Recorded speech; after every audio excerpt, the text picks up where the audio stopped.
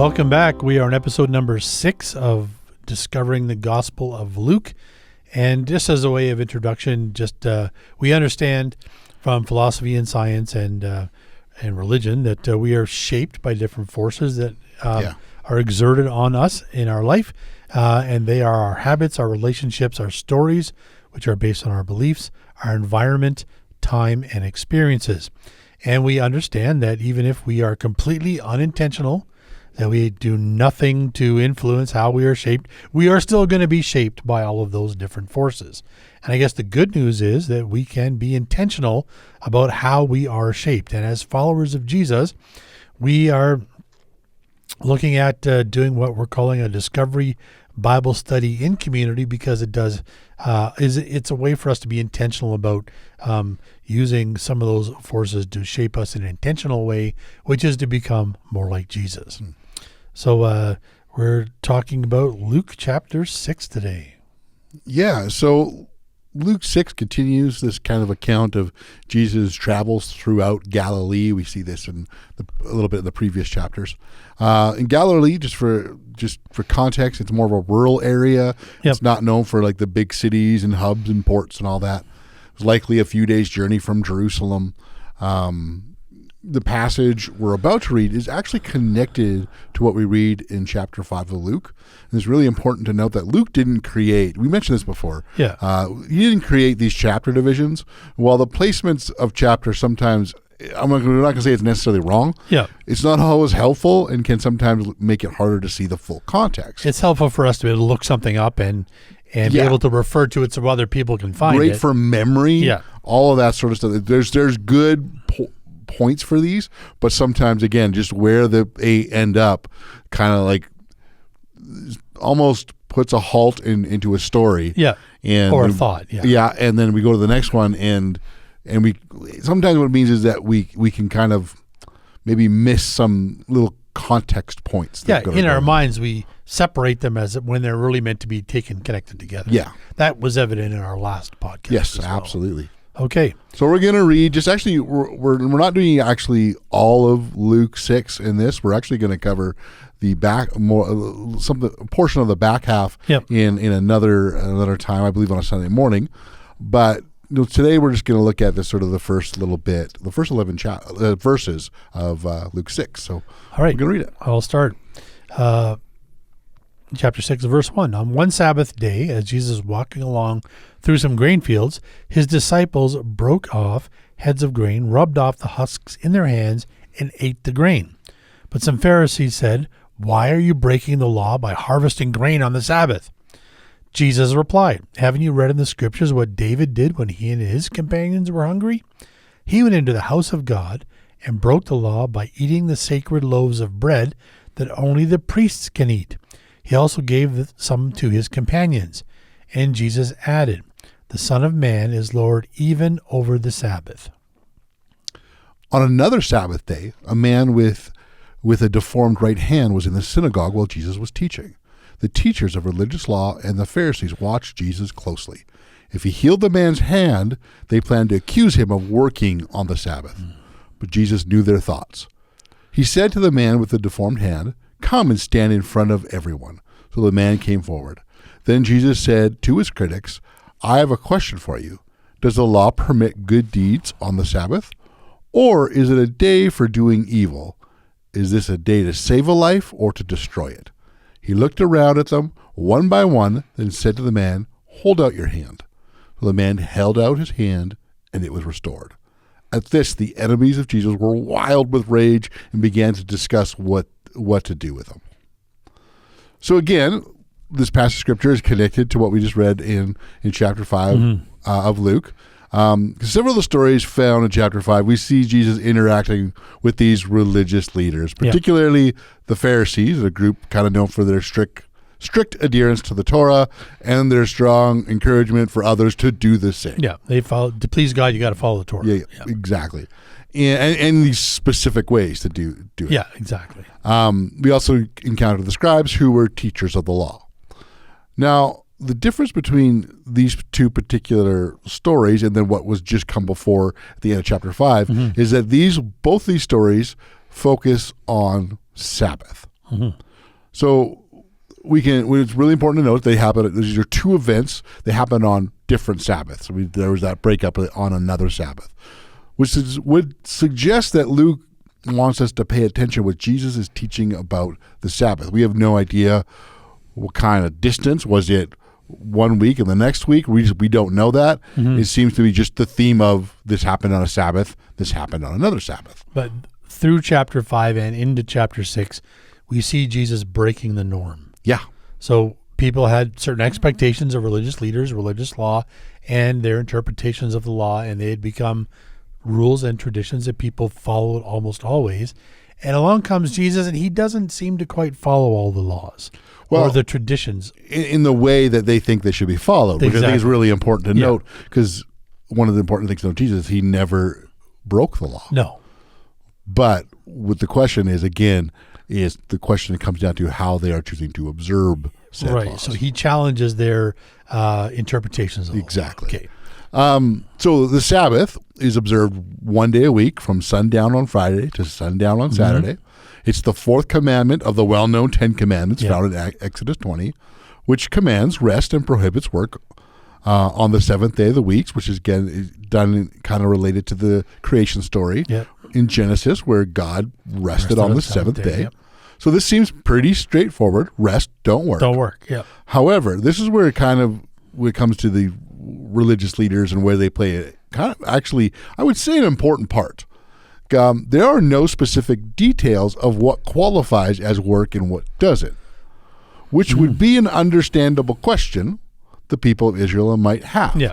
And that's where the different religious leaders would come, as they would establish these guidelines for what could and couldn't be done on the Sabbath. And of course, it's really important to note these rules actually do evolve over time. New situations would arise, technology advance. Like even to this day, they would have sort of idea of what could be done on Sabbath as our world changes.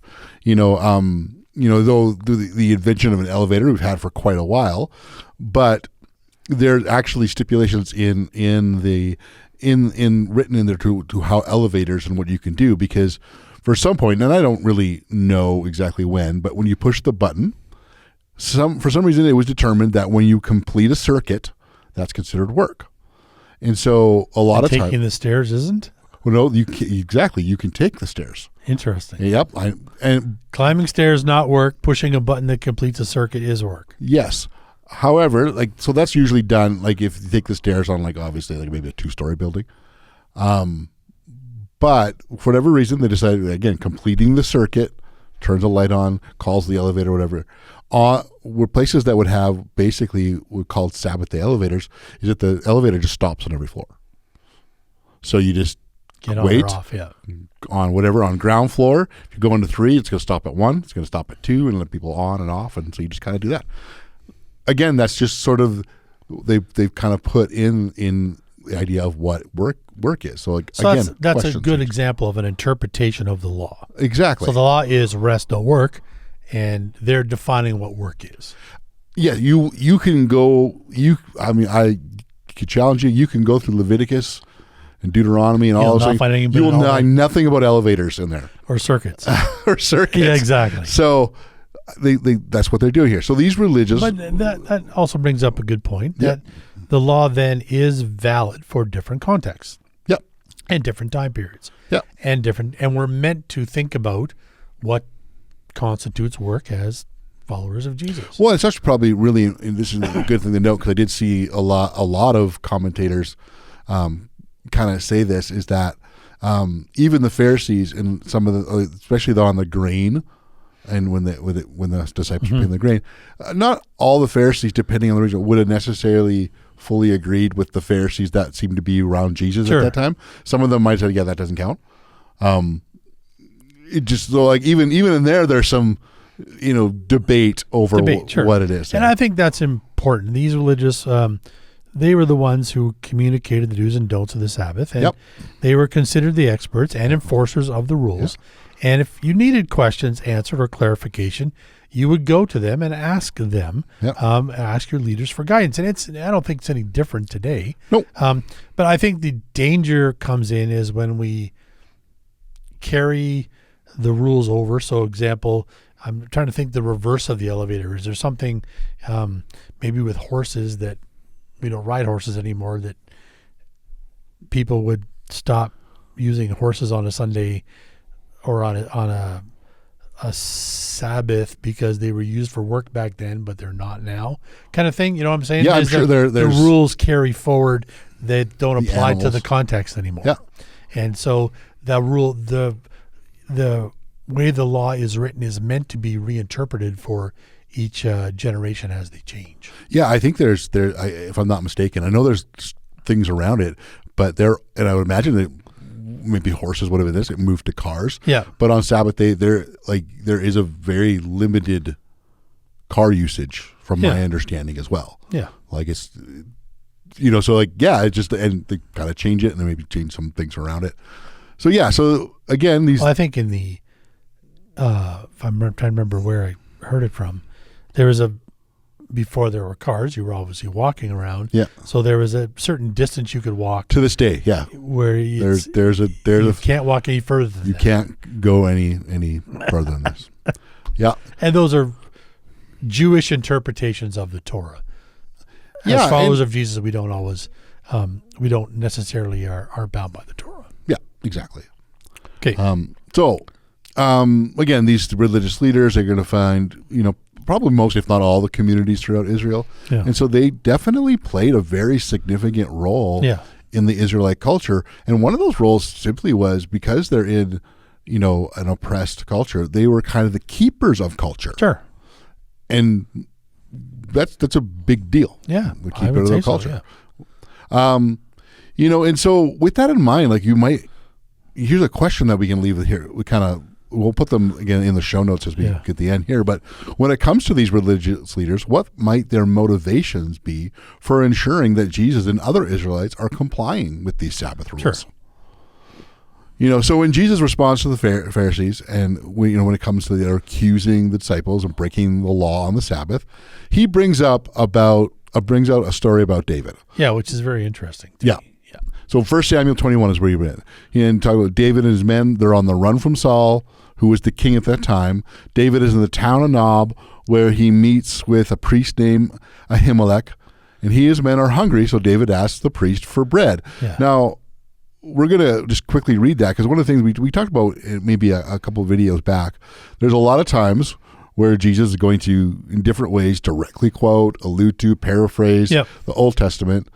And sometimes it's really good for us in our practice reading is to just go look at it, because again, it helps us to understand how Jesus is interpreting some of these stories. So we are in 1 Samuel 21. We're picking up at verse 4. This is the priest. We don't have any regular bread, the priest replied, but there is holy bread, which you can have if your young men have not slept with any women recently. Don't worry, David replied. I would never allow my men to be with women when we are on campaign. And since they stay clean even on ordinary trips, how much more on this one? Since there was no food available, the priest gave him the holy bread, the bread of presence that was placed before the Lord in the tabernacle. It had just been replaced that day with fresh bread. So bread is significant in the culture at the time. Yep. It's one of the main items in the tabernacle, which is a tent of meeting. Yep. It symbolized God's presence with Israel and served as a sign of his provision. It had a place it was sort of put on display in their tabernacle, and it was baked fresh and replaced every day, and only the priests were allowed to eat the bread. Only the priests. Yeah. And that was when it's done, like when it's baked fresh, that old bread, the priests, like there's protocol going on there in that. So this is a big religious matter. Mm-hmm. So here's a good question. Again, what similarities can we find between Jesus and his disciples and David and his men? And why would it be significant for Jesus to share a story with David and his Pharisees? Mm-hmm. With the Pharisees, right? So that's that first story. And then, of course, we move on to verse 6, and we have the second story again along the line of Sabbath. And this is one of my favorite stories. Yeah, and this one involves a man with a withered hand. They're in the tabernacle. Jesus is teaching. And this is really the idea of withered hand. I think it's really good to get some context. This helps us a little bit of what's maybe even going on here. Obviously, a withered hand is going to be a hardship. Like, clearly. It's going to affect this man's ability to work, which instantly is going to place him in a lower social class. He's probably begging a lot because there's very little what he can do. Sure. However, there's something adding to the hardship because in the Old Testament, to will someone's hand to wither was seen as a curse and a sign of divine judgment. Sure. So just the whole thing of healing this man's hand, Jesus brings about some real restoration. One that is likely going to change this man's social status in so many ways. Because not only is he able to work, he's not viewed as cursed. There's all of a sudden he's not viewed as cursed. Just get away from me because a lot of times they didn't want to be associate with someone like that because maybe the best way to say it, they didn't want it to rub off. Yeah. His bad luck or whatever you want to say. Exactly. Yeah. So this would have been a shocking experience for many, especially for those likely who just wrote the man off because he was cursed. Yeah. Whatever you did to deserve this, you deserved it. You're a bad guy. That's not going to change. Yeah. And all of a sudden now it's God's healed judged you. and you're just like, okay, what? I don't know what to do with this. Yeah. This is breaking my mindset and my thoughts. So again, is he cursed? Well, exactly. Yeah. And so this is again where we kind of see a little bit, kind of in the last video in the end of chapter 5, we talked about new wine and wineskins. Yeah. How this fits with just like this is probably blowing people's minds in a lot of ways of what Jesus is doing. Before we even get to the Sabbath part of this, because this is the interesting part of the story. Compared to the one in chapter 6, there's really no apparent urgency. Yeah. The guy had a withered hand yesterday. He would have a withered hand tomorrow. Exactly. There's nothing that couldn't have waited. Yeah, like it just why he couldn't wait an extra day. Because I think Jesus is poking the bear a little. Absolutely. Yeah. And again, we have this where he's doing the whole idea of like, hey, let me show you some new wine and new wineskins. Kind of idea is that he's taking this opportunity to really reshape the understanding of Sabbath. Scot McKnight actually writes that these stories are about Jesus recentering the Sabbath, its significance. Jesus is not advocating to get rid of it. Really, really important. He's not advocating to get rid of it. He is recentering it. And Scot McKnight writes this. He says, the impact of our passage is clear. With Jesus and the launching of the kingdom, everything is new. Not by getting rid of the old, but by turning the old into its best version. Best version, yeah, I like that. So, how does Jesus recenter the Sabbath? And what priorities are recentered by Jesus in recentering the Sabbath?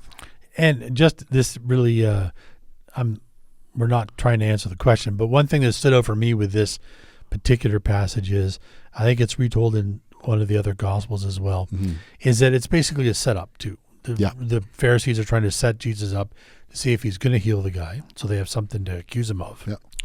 And 2, it doesn't quite say it here, but Jesus is upset with them that when he asked the question, they don't respond.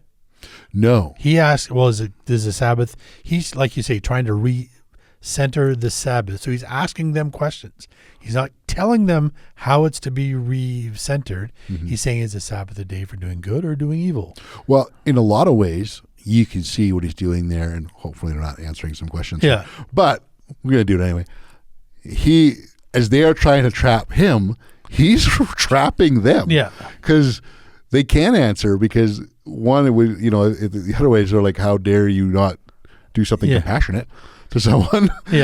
Or we're saying that we were wrong in how we've been interpreting certain things. Yeah, and I think in one of the Gospels, Jesus gets a little frustrated at their lack of empathy or response to his question. Yep. In that they're so stuck in their ways and so determined to sort of discredit Jesus that the man almost seems inconsequential. Yeah, absolutely. Yeah. So last fall we taught about spiritual practices and encouraged each other along with everyone listening to implement these practices. Sabbath was one of them. Yep. And once again, we are going to encourage you to do the same thing. Sure. But with this idea of what the kind of the quote that Scot McKnight said, the idea of Jesus wanting the best version of this. So what's the best version of the Sabbath look like for you? Yeah. I like that. And keep in mind what Jesus taught. Yeah. And then I think that's really important question. I think in all this is it's great to have these conversations, but then you do that. How then are we going to implement this into our lives? Yep. And so that's kind of with that. We just encourage you to read through those. Those are just 11 verses. That's an easy thing to read through. Yep. Read through it, retell it to the people you're around with. And again, these questions we're going to put in the show notes so you can kind of look them up and just have that discussion through whatever you come to in the idea of Sabbath and recentering and why would Jesus tell a story about David, especially to the Pharisees? What significant might that have been? Thank you once again for joining us. We just encourage you, keep reading Luke, and don't forget to take that time to just talk about maybe something that stood out to you. Because I know sometimes that's such a great part of the conversation, because what stands out for one person may not stand out, and it might be something you just kind of glossed over, and that insight they have might just change the way you read that portion of Scripture. Absolutely. And it's going to be such a great and rewarding moment. So once again, subscribe. We love bringing this stuff to you, and we'll see you next time.